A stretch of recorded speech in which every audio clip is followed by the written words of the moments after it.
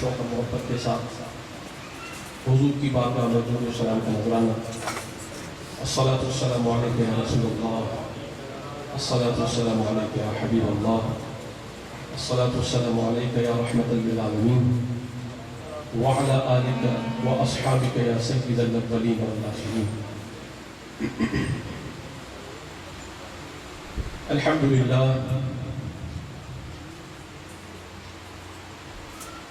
الحمدللہ وکفی،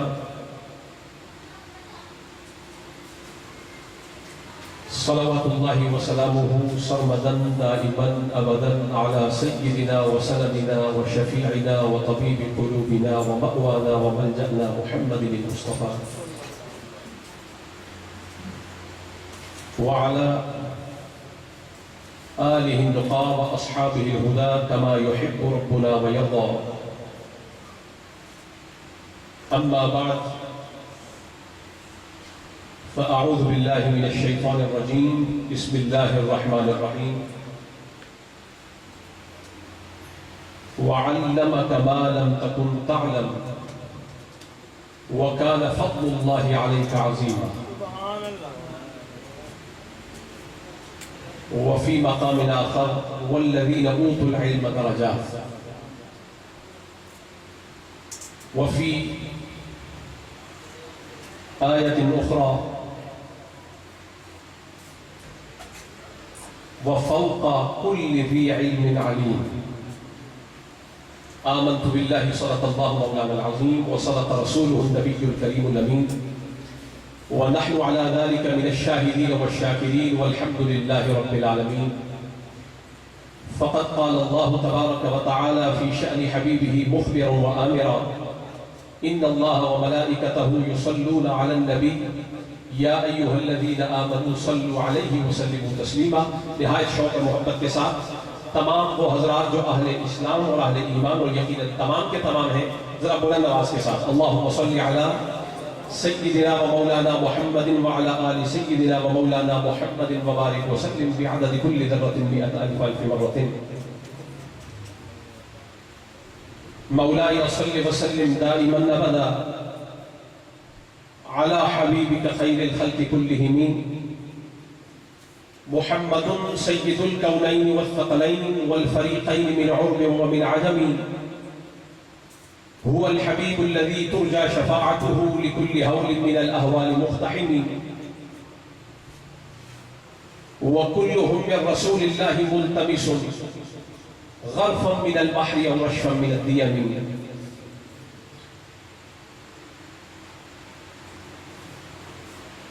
اندھیری رات ہے شمس الضحیٰ کی بات کرو، اندھیری رات ہے شمس الضحیٰ کی بات کرو، ستاروں آؤ رخ والضحیٰ کی بات کرو۔ اندھیری رات ہے شمس الضحیٰ کی بات کرو، ستاروں آؤ رخ والضحیٰ کی بات کرو، نکیرو بعد میں پوچھو کوئی دوسرا سوال، خدا را پہلے میرے مصطفیٰ کی بات کرو۔ اور تمہارے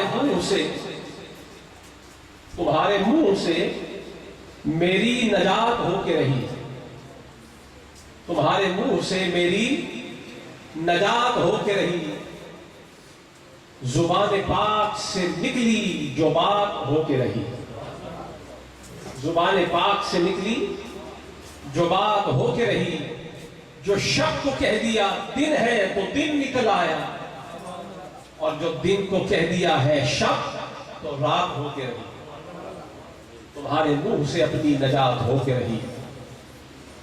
عزیزان گرامی قدر، برادران اسلام، آج کی یہ پرنور اور علم سے بھرپور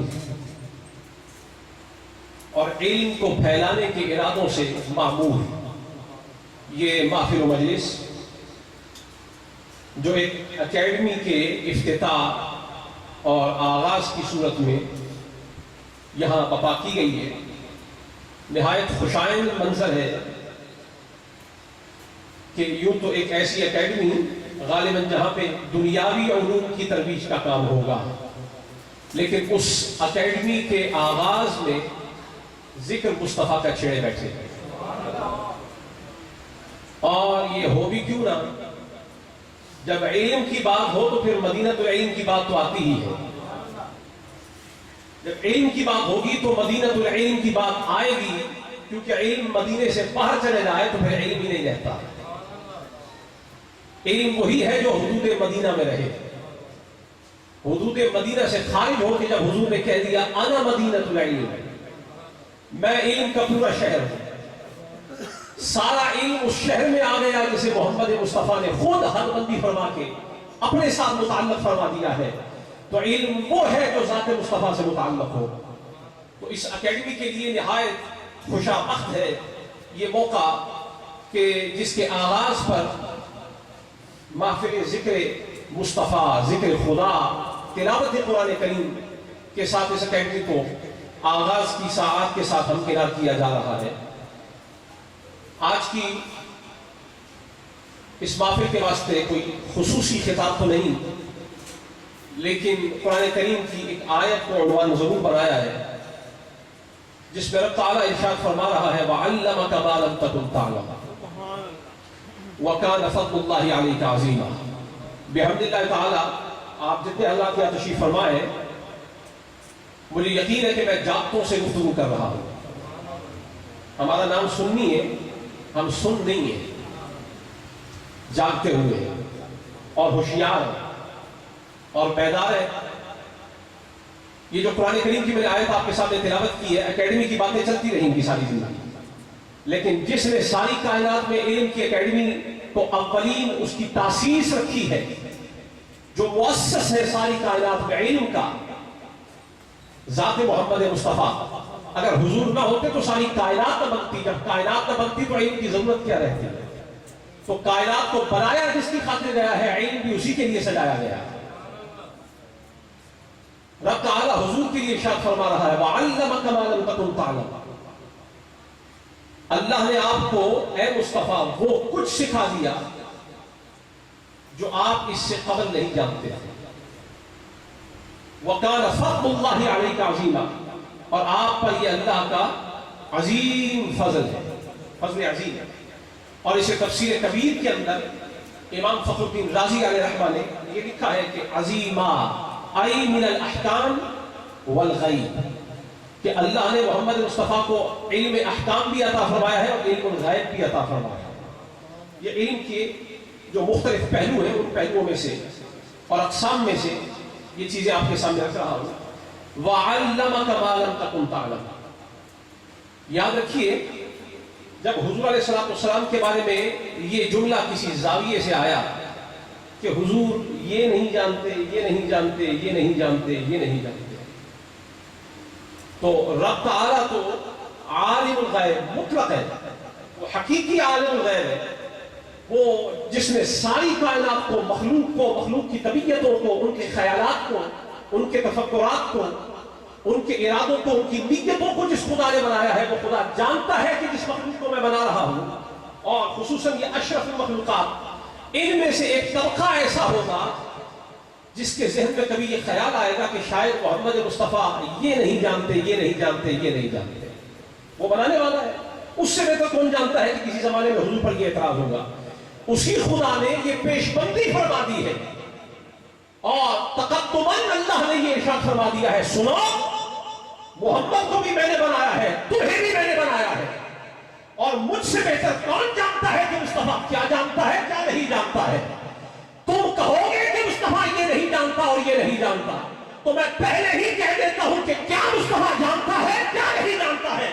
وَعَلَّمَكَ مَا لَمْ تَكُنْ تَعْلَمُ، ہم یہ نہیں کہتے کہ مصطفیٰ تو یہ جانتا ہے، یہ جانتا ہے، یہ جانتا ہے، یہ جانتا ہے۔ اگر اس زاویے سے گفتگو کی جائے تو پھر ایک لمبی فہرست تیار ہو جائے گی جو شاید صبح قیامت تک پوری ہونے کو نہ آئے۔ تو رب نے فرمایا مصطفیٰ کیا جانتا ہے، ہم اس موضوع کو زیر بحث لاتے ہی نہیں ہیں، ہم ایک ایسے زاویے سے علم مصطفیٰ کی طرف اشارہ کر دیتے ہیں تاکہ جملہ ایک ہو اور اس سوال کا رد و قدر بھی ہو جائے۔ وہ یہ شے کیا ہے جو محمد مصطفیٰ نہیں جانتا ہے؟ جو نہیں جانتا ہم نے مصطفیٰ کو وہ بھی عطا فرما دیا ہے.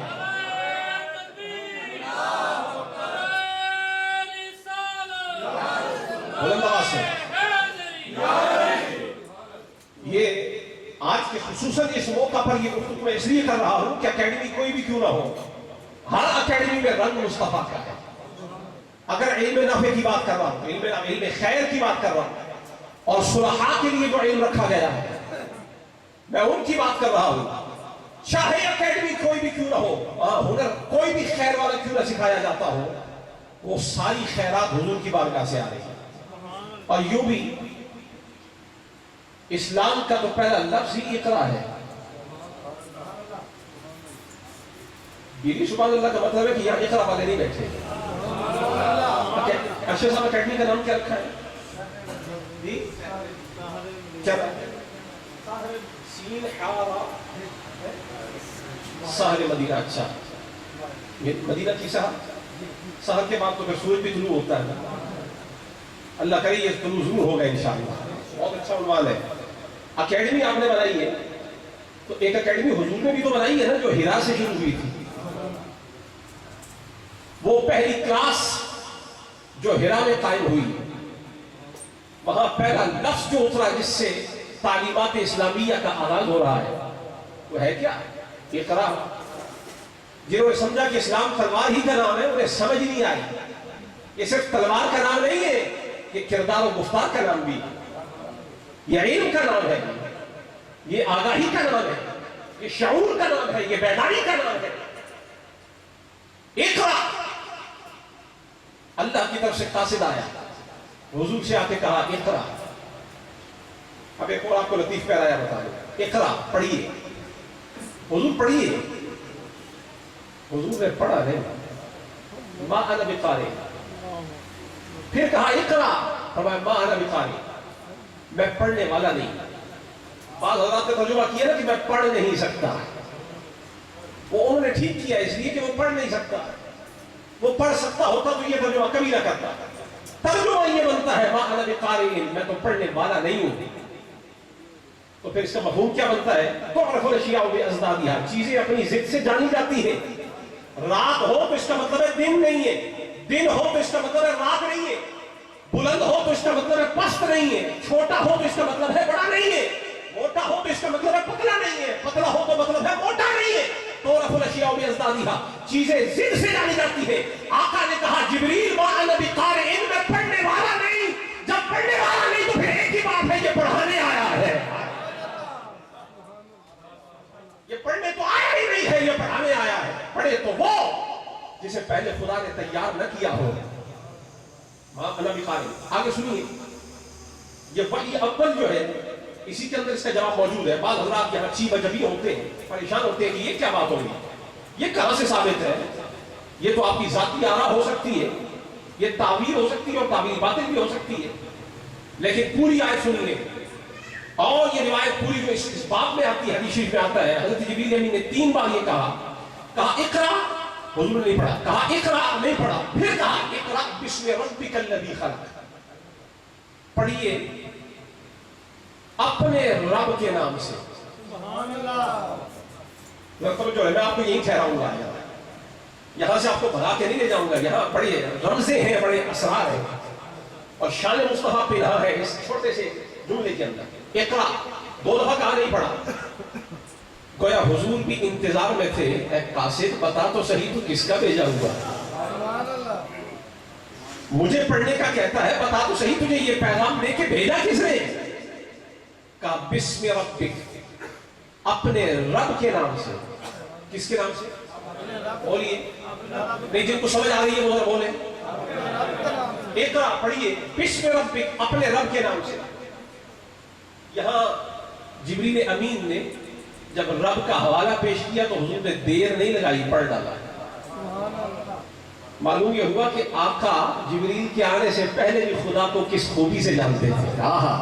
انہیں سمجھ آیا کہ نہیں آیا؟ اگر نہ جانتے ہوتے تو جبریل کے اقرا پہ ہی پڑھ لیتے، لیکن جب رب کا حوالہ آیا تو مصطفیٰ نے دیر نہیں لگائی، پڑھ ڈالا. معلوم یہ ہوا جبریل ابھی تو جملہ پہلا چل رہا ہے، مصطفیٰ تو معرفت الہی پہلے سے رکھ رہے ہیں، پہلے سے جملہ کو جانتے ہیں۔ اگر نہ جانتے ہوتے تو لفظ ربی کا سے کبھی نہ پڑھتے حضور۔ پوچھتے کون رب، کس رب کی بات کرتے ہو؟ میں تو اس عرب میں ہوں جہاں کئی ارباب ہیں، طرح طرح کے بغیر کس رب کی بات کر رہے ہو مجھ سے؟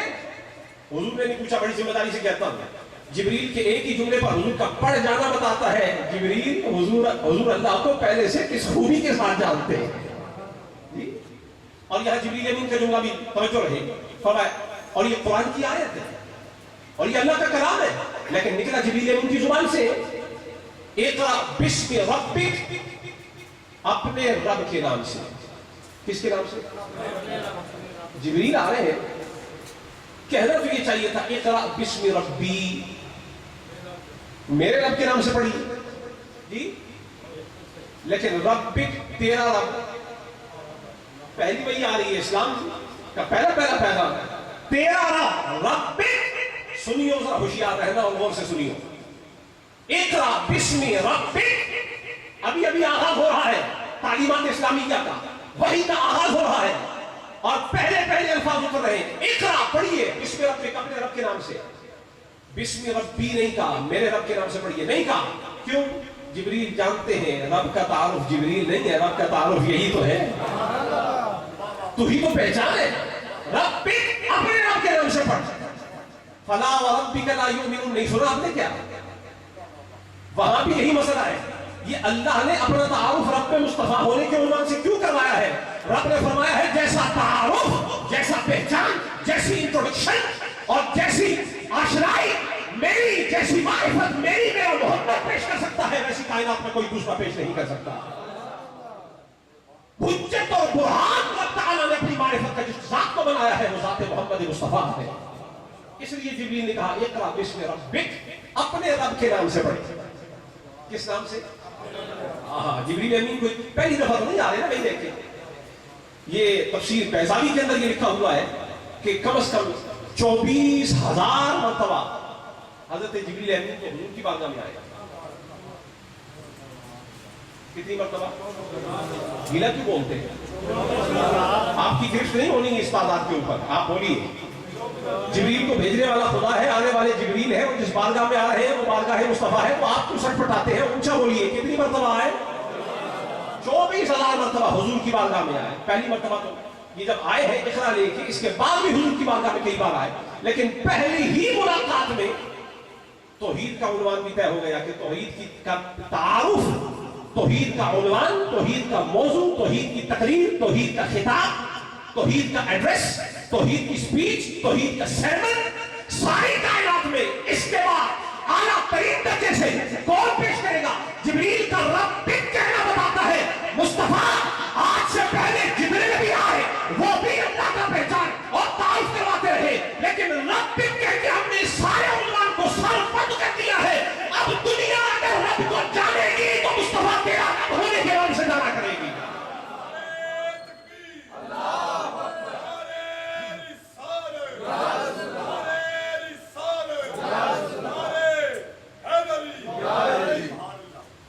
اقرا بسم ربک، آج چونکہ یہ تقریب کرسیوں پہ بیٹھے ہوئے حضرات ہیں، ہماری محفل دوسری طریقے کی ہوتی ہے، وہاں ہم چٹائیوں پہ بیٹھتے ہیں، کرسی پہ مصطفیٰ ہی بیٹھا کرتے ہیں۔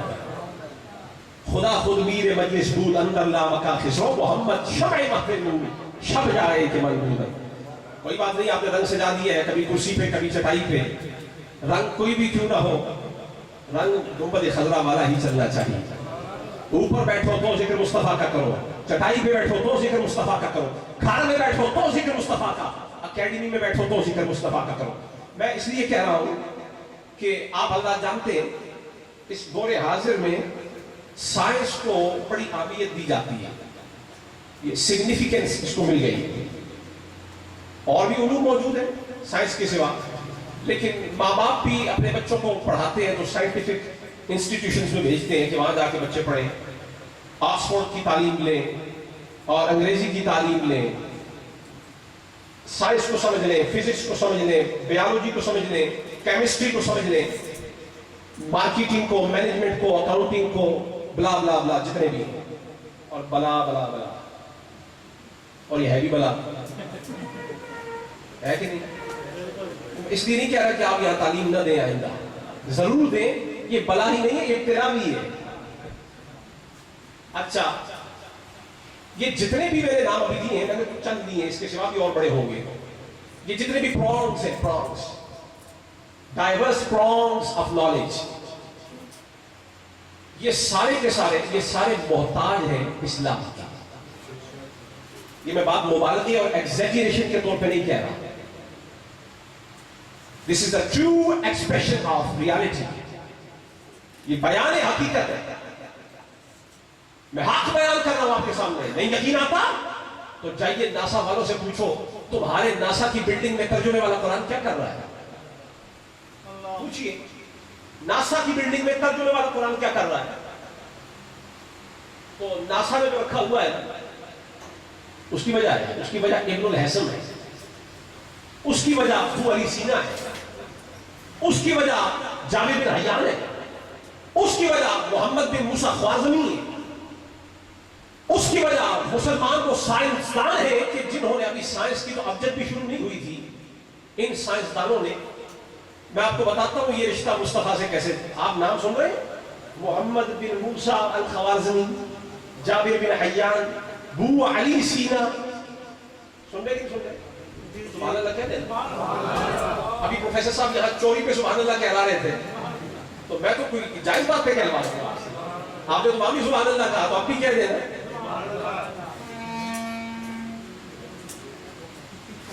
یہ سارے نام آپ نے سنے کہ نہیں سنے؟ بولیے، اونچا بولیے، نہیں آپ کی کوئی ان سے مخاصمت ہے کہہ رہا؟ اہل اسلام کو فخر ہونا چاہیے کہ سائنس کا آغاز، اس کی انسیپشن، اس کا پریلیمنری فیز سائنس کا، اس کا تو پہلا بیج مسلمانوں نے رکھا ہے۔ آگے جب پودا چڑھنے لگا، جب آپ کو پتا ہے کہ یہ پلانٹ کی جو لائف سائیکل ہوتی ہے، the life cycle of plant، وہ ہوتا کیا ہے؟ وہ سیڈ، جس سیڈ کو زمین میں رکھا جاتا ہے اس کا ایک پروسیس ہوتا ہے، اور وہ سیڈ کے بعد نیکسٹ سٹیپ اس کا سیڈلنگ ہوتا ہے، سیڈلنگ، جس کہتے ہیں seed converts into seedling, that particular process has called germination، اسے germination کیا کہتے ہیں؟ بولتے ہیں بیج بویا جاتا ہے، اسے سازگار ماحول دیا جاتا ہے، warmth, sun light, water, good soil, یہ چیزیں جب بیج کو مل جاتی ہیں تو اس کو جب سازگار ماحول ملتا ہے تو بیج کے اندر، بیج میں ایمبریو ہوتا ہے۔ ایمبریو کیا ہوتا ہے؟ وہ اس کے اندر چھوٹا سا پودا موجود ہوتا ہے جو نظر کو دکھتا نہیں لیکن اندر موجود ہوتا ہے، تو اس کا جو لیف ہوتا ہے نا، لیف، بیج کے اندر بھی پتے ہوتے ہیں، آپ کو نہیں پتا۔ جب بیج کو کھولا جائے نا، اگر آپ بین لے لیں، کتنی بین، اس کو لے کے آپ کھولیں تو بیج میں آپ کو تھوڑی سی گرینری نظر آتی ہے کہ نمی والی چیز نظر آتی ہے، تو وہ اللہ نے اس کے اندر سازگار ماحول رکھا ہوا ہے۔ دنیا نے تو اسے سکھا کے رکھ دیا، لیکن جب رب کی قدرت کی باری آئی تو بین باہر سے خشک لگ رہا ہے، اندر سے تر ہے، گویا رب تعالیٰ نے پورے انتظام کر کے رکھے ہوئے ہیں، جسے تم سکھانا چاہو میں پھر بھی بھولا اگانا چاہوں تو ماحول ایسا عطا فرماتا۔ بات سمجھے نا؟ بات سائنس کی کر رہا ہوں، رب کی طرف لوٹا کے لے کے آیا۔ ہر شے میں اللہ کی نشانی ملتی، اس کو کھولا، بیج میں ایمبریو موجود ہے، وہ ایک زندہ پودا موجود ہے۔ اب جب آپ اس کو بو دیتے ہیں زمین کے اندر تو اس کو سازگار ماحول ملتا ہے، تو اس میں سے سیڈلنگ نکلتی ہے۔ سیڈلنگ afterwards convert into a young plant، یہ ایک ینگ پلانٹ میں کنورٹ ہو جاتی ہے، then it grows into an adult plant، پھر یہ ایک بڑا جوان جو ہے پودا بن جاتا ہے، then it goes towards a continuous process، ٹھیک ہے، rhetoric process، ongoing، never ending، everlasting، perpetual، چلتا رہتا ہے، چلتا رہتا ہے، بیج سے پودا، پودے سے درخت، درخت سے پھل، پھل میں پھر بیج آ جاتا ہے، اور بیج کو پھر زمین میں ڈالا جاتا ہے۔ کبھی کھانے کے بعد ڈال دو تو تمہاری مرضی، نہیں تو رب ویسے ہی اس کو خزاں میں ہلا کے پھینک دیتا ہے، سڑ جاتا ہے تو بیج پھر زمین میں چلا جاتا ہے۔ معلوم یہ ہوا کل شیء یرجع الی اصلہ، ہر چیز اپنی اصل کی طرف پلٹ کے آ جاتی ہے۔ اب سمجھ آئی کہ ہمیں زمین میں کیوں دفنایا جاتا ہے؟ اچھا، میں نے کہا کہ بیج بو تو یہ ہوتا ہے، تو سائنس کا بیج تو لگایا ہی مسلمانوں نے۔ سائنس کا بیج لگایا ہی مسلمانوں نے ہے. ابن الہیثم الجبر کا موجب، جابر بن حیان کیمسٹری کا تاجدار، محمد بن موسیٰ الخوازنی یہ جیوگرافی اور میتھمیٹیشین، ایسٹرونامر، کون سا علم ہے جو اس کے پاس نہیں ہے؟ اچھا، ابو علی سینا طب، اسی طریقے سے سیر و سیاحت کرنے والے مسلمان لوگ موجود ہیں. ایکسپلوریشن کی انہوں نے، رب نے فرمایا سیروا فی الارض، زمین کی سیر کرو. کسی کو پتہ ہی نہیں تھا سیر کرنی کیسے ہے، مسلمانوں نے سیر کر کے دکھایا ایسے کرنی ہے. اب ساری کائنات کو سائنس کی مختلف شاخیں، the branches of science had been introduced, none other than the Muslims. They are the pioneers, they are the founders. وہ اس کے موجد ہیں، اس کے رکھنے والے، بنیاد رکھنے والے ہیں، مسلمان ہیں. ہماری یہ سرمایہ افتخار ہے. اکیڈمی کیوں نہ بنائے؟ ہم نہیں بنائیں گے تو کون بنائے گا؟ اگر ناسا آج اپنے راکٹ خلا میں بھیج رہا ہے اور کائنات کی تحقیق میں مصروف ہے، تو ان سے پوچھو تو صحیح، نے بتایا کس نے ہے کہ مدار زمین سے باہر نکل کر بھی کوئی سیارے موجود ہیں. وَلَقَدْ زَيَّنَّا السَّمَاءَ الدُّنْيَا بِمَصَابِيحَ، یہ پیغام تو قرآن دے رہا ہے کہ ہم نے آسمان دنیا کو ستاروں سے سجا دیا ہے. سائنس نے پڑھا تو سمجھ آ رہا زمین اکیلی نہیں ہے، زمین کے سوا بھی قرآن بتا رہا ہے اور بھی دنیایں ہیں. ہے کہ نہیں؟ مریخ پہ زندگی کے آثار ڈھونڈ رہے ہیں، چاند پہ ڈھونڈ رہے ہیں. ارے مریخ کیا بتائے گا زندگی ہے کہ نہیں؟ کبھی قرآن سے تو پوچھو. اللہ نے جیسا مکان بنایا ہے ویسا ہی مکین بھی بنایا ہے. تو آپ کے لیے وہاں سازگار ماحول ہی نہیں ہے تو آپ بسنے کی کیوں سوچتے ہیں؟ اللہ نے جس کے لیے سپورٹنگ انوائرمنٹ رکھا ہے، سراؤنڈنگز رکھی ہیں، اس کو وہاں بسنا چاہیے. اگر کیڑا زمین کے اندر سے زندہ نکل آتا ہے تو آپ کیا زمین کے اندر گھس جائیں گے کیا؟ وہ تو اس کے لیے جگہ بنی ہے. آپ کے لیے تو زمین کے اوپر مقام ہے، تو مریخ پہ کیا ڈھونڈتے ہو؟ مریخ کے لیے اللہ نے اور مخلوقات رکھی ہیں، ان کا نبی بھی مصطفیٰ کو بنایا. بیچ میں کہہ دیتا ہوں، جہاں حضور کی بات آئے گی کہہ دیں گے، جہاں آپ کا کشان رحمت للعالمین سمجھ نہیں آئی. عالمین جمع کا صیغہ ہے، عالمین جمع کا صیغہ ہے اور جمع کثرت پہ دلالت کرتا ہے. اگر دو ہوتے تو عالمین ہوتا، عالمان ہوتا، عالمین ہوتا. لیکن عالمین کے اگر ہم نے فرمایا ہے جہاں دو نہیں ہے، دو سے کہیں زیادہ ہے، ہو سکتا ہے 100 بھی ہو سکتا ہے اس کے سوا بھی ہو، لیکن جتنے بھی ہو ہم نے بنایا ہے اور اس کی رحمت بھی مصطفیٰ ہی کو بنایا ہے. مریخ میں تم زندگی ڈھونڈتے ہو راکٹ لے کے، کبھی عشق کا چشمہ پہن کے مصطفیٰ سے تو پوچھا ہوتا. وہ تو قبر کے اندر کی باتیں بتاتے ہیں.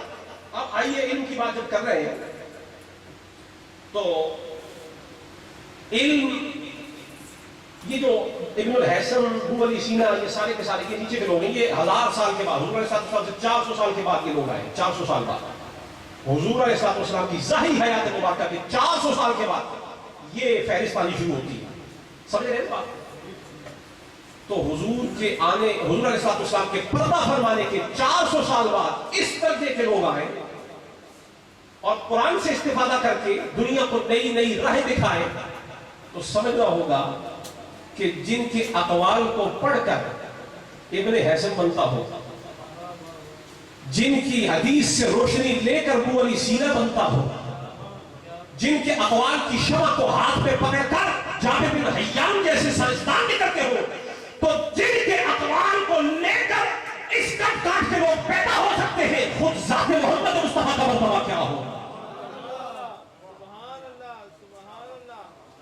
جن کے اقوال پڑھ کے ایسے عظیم لوگ بنے کہ جنہیں عیسائی سائنسدان بھی سلام کرتے ہو، ان کی جو کیمسٹری ہے، ان کی جو پرنسپلز ہیں، ان کی جو کانسیپٹس ہیں، ان کی جو تھیریز ہیں، ان کی جو ہائپوتھیسیز ہیں، اگر ان کو آپ نیگلیکٹ نہ کر سکیں، آپ ریفیوٹ نہ کر سکیں مسلمانوں کے، بحمداللہ تعالیٰ. وہ جو ڈارون آیا تھا، ڈارون، ان کا تو ایک ہی بڑکا آیا تھا، اس نے بھی وہ تھیوری آف ایوولوشن پیش کی، نظریہ ارتقاء، کہ انسان بنا بندر سے.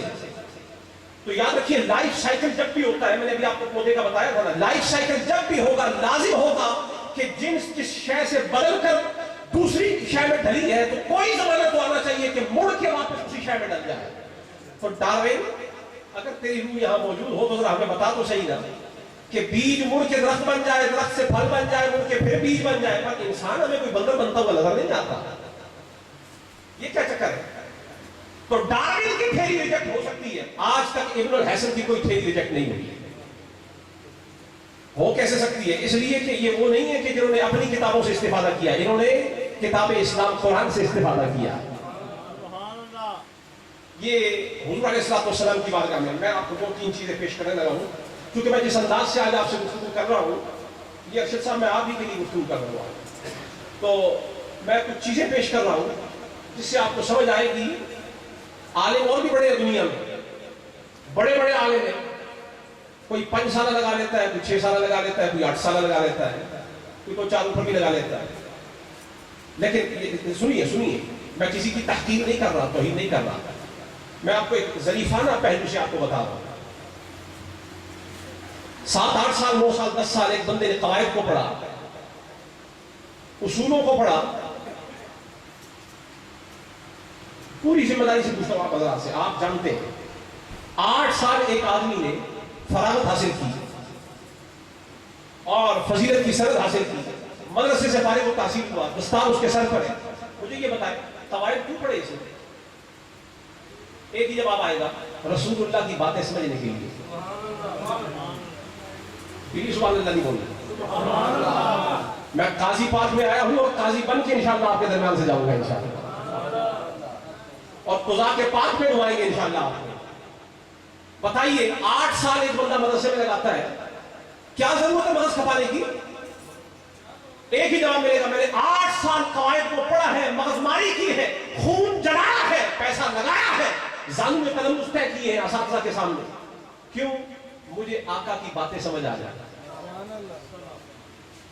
آپ کو سمجھ نہیں آئی؟ پیچھے تک سارے سبحان اللہ کہیے. میں اہل اسلام کے مدارس کی بات کر رہا ہوں اور متعلمین اور متعلمین کی بات کر رہا ہوں. یہ جو اکیڈمی ہے یہ بھی ہم سے جدا نہیں ہے، اس لیے کہ وہ ابھی حوالہ پیش کر رہے تھے پروفیسر صاحب بھی، جن کے بدر کے جو قیدی تھے حضور نے ان کی ذمہ داری لگائی تھی کہ صحابہ کرام کو علم سکھاؤ، جو تمہارے پاس نالج ہے you have to convert it to our people، تمہیں ہمارے لوگوں میں منتقل کرنا ہوگا.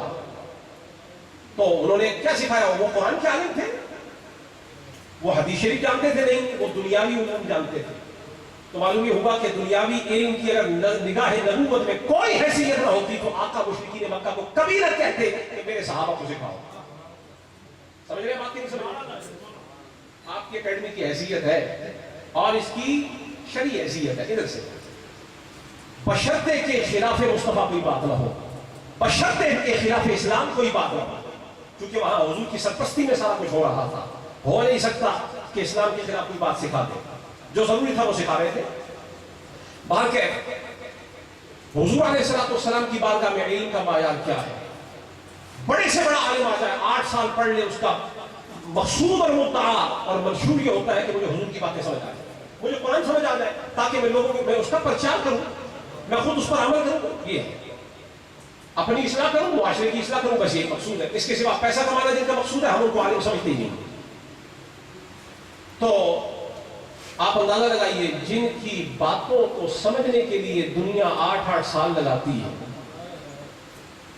اور 8 سال کے بعد ان کی باتوں کو میں آپ کے سامنے کھڑا ہوں، حضور کی باتوں کی نقل پیش کر رہا ہوں. جو حضور نے کہا میں اس کی نقل کر رہا ہوں، منقول، میں اس کا ناقل ہوں، وہ شے منقول ہے.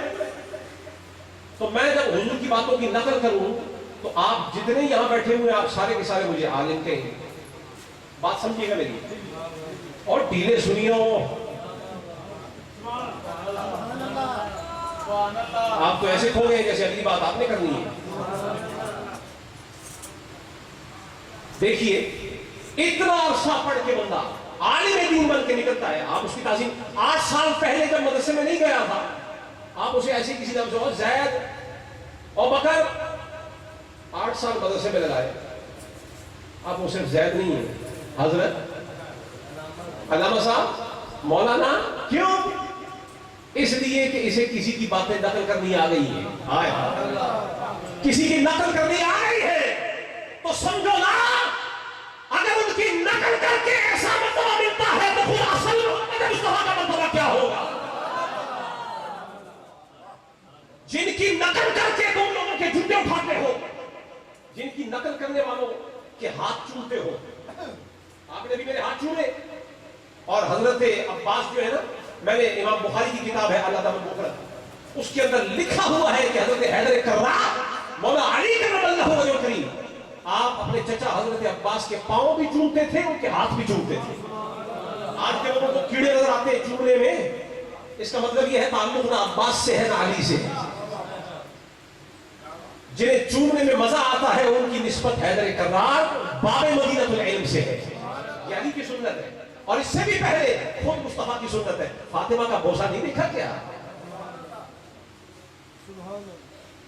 اچھا، حضور کی بات جن کی نقل کرنے والے اتنے معزز، آپ ادھر بیٹھے ہوئے ہیں نیچے، ان کو ادھر بٹھاتے ہیں. کیوں؟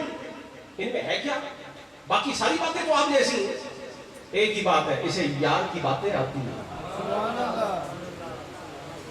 اسے آقا کی حدیث سمجھ آتی ہے، اسے سمجھانی آتی ہے، یہ عمل کرتا ہے. اس لیے فرق ہے. آپ کہتے ہیں ہم نیچے سے یہ اوپر. تو جن کی نقل کرنے والا اتنا اوپر چلا جائے اور اصل کعبہ قوسین پہ چلا جائے تو تکلیف کیوں ہوتی ہے؟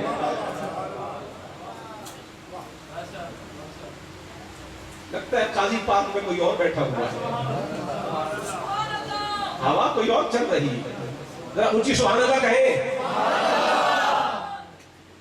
جن کی نقل کر کے بندہ اتنا معزز ہو جائے، اتنا مکرم ہو جائے، اتنا عالی مقام ہو جائے کہ آپ نیچے کرسیاں سجا کے بیٹھے اسے اوپر سٹیج پہ چڑھا دیں. یہ بات کیا ہے؟ اس میں صرف لباس کی وجہ سے تو نہیں کہ ٹوپی پہنی ہوئی ہے، امامہ پہنا ہوا ہے. یہ کئی لوگوں نے پہنا، ٹوپی آپ نے بھی پہنی ہوئی ہے. کئی حضرات بارش بیٹھے ہوئے میرے سامنے، کئی حضرات کا لباس ہو سکتا ہے مجھ سے بھی زیادہ سفید اور اجلا ہو. ادھر کیوں نہیں کہا؟ ادھر وہی بیٹھے گا جسے حضور کی زیادہ باتیں آتی ہوں گی. تو جن کی زیادہ باتیں کرنے والا زیادہ معزز ہو جاتا ہے، ان کا اپنا مرتبہ کیا ہوگا، ان کا اپنا مقام کیا ہوگا، ان کی اپنی شان کیا ہوگی. آئیے حضور کی بات میں علم سے متعلق میں ان کی شان بتاتا ہوں. بخاری شریف کتاب الاعتصام، بات ختم کرو سمیٹ رہا ہوں میں. کتاب الاعتصام بالکتاب والسنہ، تفسیر خازن میں بھی ہے لا تسألوا عن اشیاء ان تبد لکم تسؤکم. یہ اس کی تفسیر میں ہے. قام علی المنبر، میں نے کہا نا سائنس بھی حضور کی بارگاہ سے خیرات لیتی ہے. سائنس بھی، سارے علوم، وہ علم ہی نہیں ہے جو مدینے کی گلی سے ہو کے نکلے گی، وہ علم نہیں. قام علی المنبر یعنی قام النبی، النبی اس میں محذوف ہے. قام النبی علی المنبر، حضور ممبر پر کھڑے ہو گئے. اور جب حضور ممبر پر کھڑے ہو جائے تو یہ جب بھی جملہ آپ کے سامنے آئے تو اس وقت توجہ رہے. حضور یوں تو ممبر پہ بیٹھ کر خطبہ ارشاد فرماتے ہیں، لیکن جب آقا نے کھڑے ہو کر خطبہ ارشاد فرمایا تو آقا کا کھڑا ہونا بتاتا ہے بات معمولی نہیں ہے، بات بڑی شان والی کرنے لگا. حضور کھڑے ہو کے جو ارشاد فرما رہے ہیں، تو میں بھی آج کھڑا ہو کے حضور کی سنت میں آپ کے سامنے اس لیے بیان کر رہا ہوں چونکہ موضوع علم کا چل رہا ہے، اور علم چھوٹا موٹا نہیں ہے، چھوٹے موٹوں کی بس کی بات بھی نہیں. قام النبی علی المنبر فذکر الساعہ، حضور نے قیامت کا ذکر فرمایا. وذکر ان بین یدیہا امورا عظاما، اور حضور نے ذکر فرمایا کہ قیامت کے برپا ہونے سے پہلے بھی بڑے بڑے واقعات رونما ہوں گے. ثم قال، پھر حضور نے فرمایا، قاضی پاک بابو کی توجہ ہے، ایک اکیڈمی کا افتتاح ہو رہا ہے اور مصطفیٰ کے ذکر کے پھول چڑھا کے انشاءاللہ ہم جا رہے ہیں اس اکیڈمی کے اوپر. اور میں آپ کو کہہ دیتا ہوں، آپ کو سائنٹیفک یہاں پہ علوم پڑھائیں گے نا، کانٹمپریری عصری، اگر ہو سکے تو یہاں مصطفیٰ کی علوم بھی ضرور پڑھوائیں. قام حضور کھڑے ہوئے، قیام فرمایا حضور نے، قیامت کا ذکر فرمایا اور فرمایا اس سے پہلے بڑے بڑے علوم ہوں گے.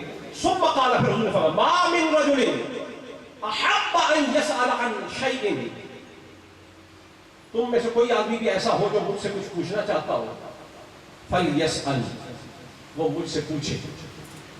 اور یہ اوپن اینڈڈ چیلنج ہے، open ended challenge. It is not close ended, it is not conditional, it is unconditional. whatsoever, whosoever in this gathering wants to ask me any question, it is my challenge. He can ask me, I'll reply, I'll answer, I will respond.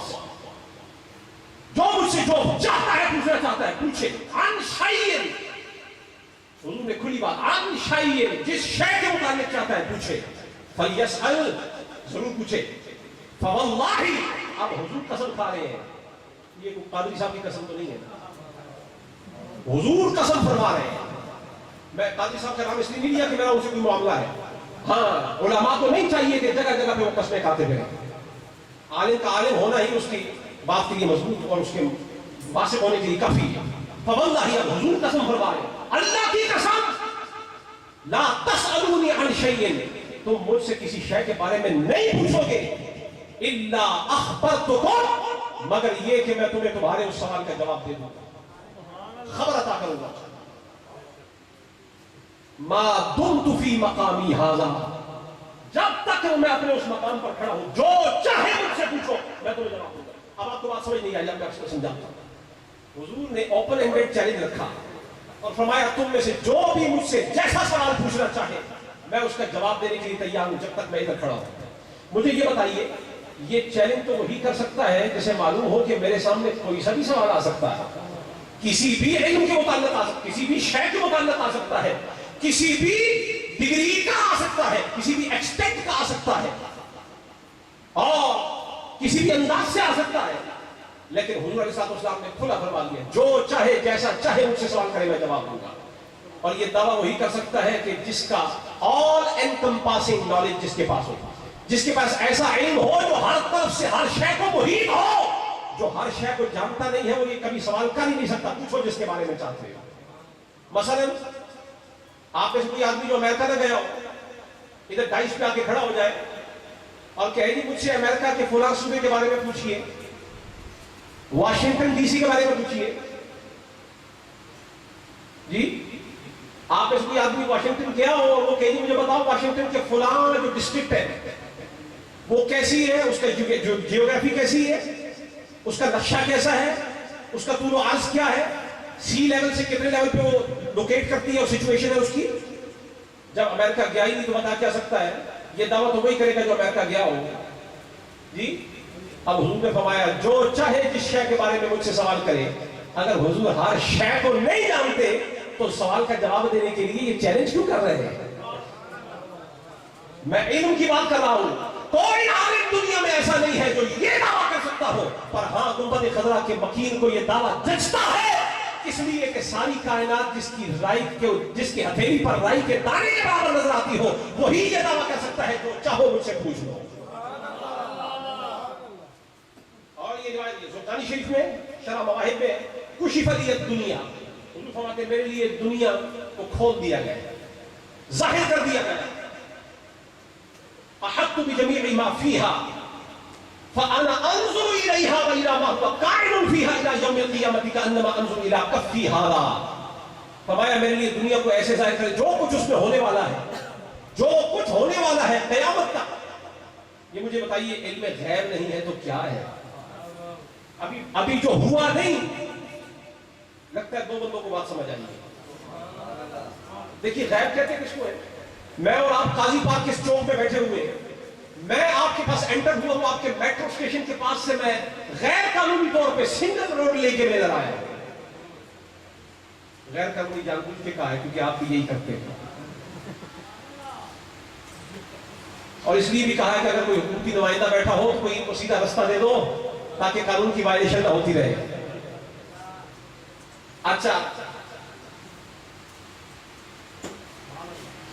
کیا بتا رہا تھا؟ علم غیب کی بات کرتے ہیں. وہ جس موڑ سے میں مڑا ہوں ادھر بیٹھے ہوئے لوگوں کے لیے تو وہ غائب ہے کہ نہیں ہے؟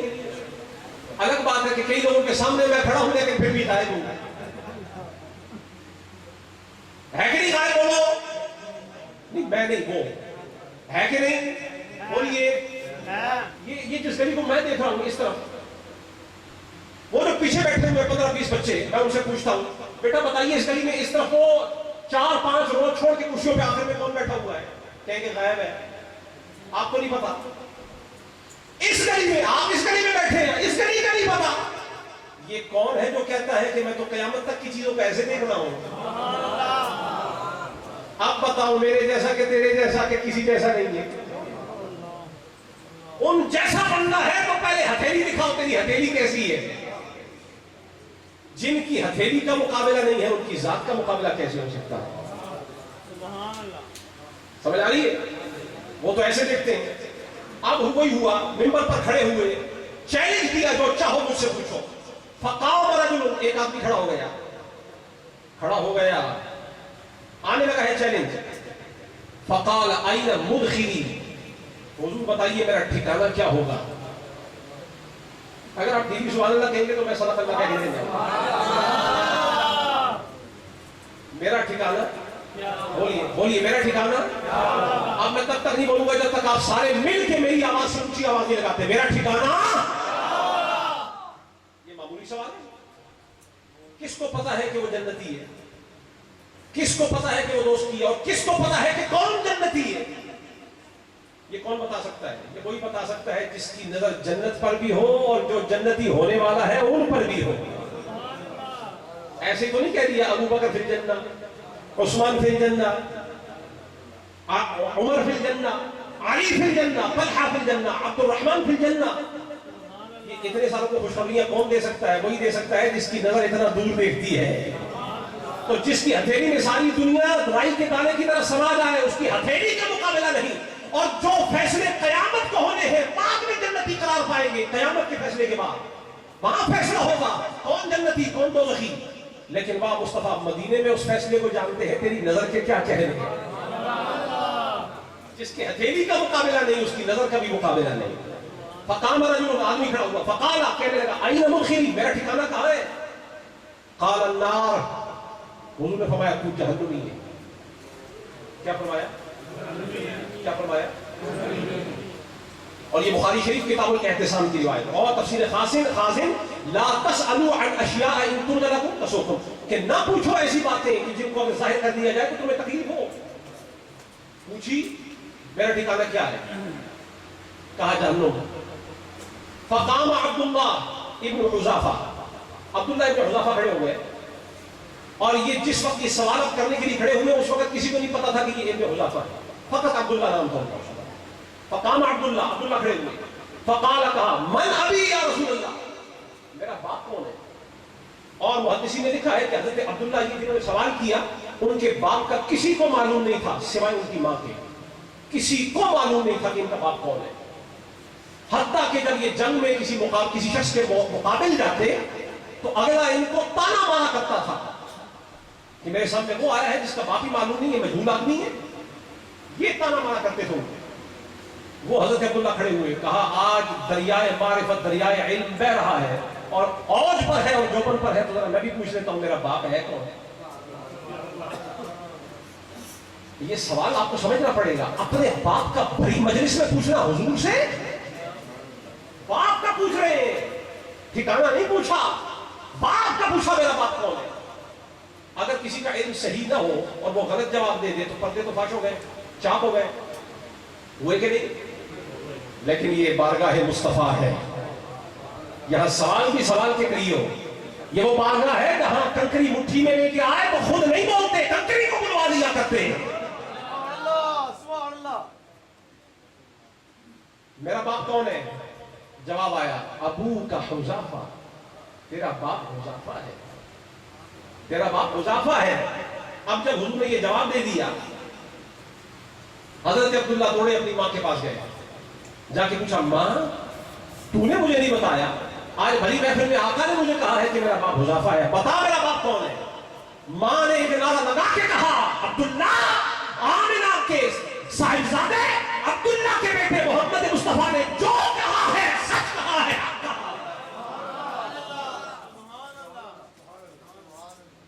لوگوں کے شجرے بھی پتا ہے جس کو، یہ باپ کا جو پوچھا ہے شجرہ ہی ہے نا.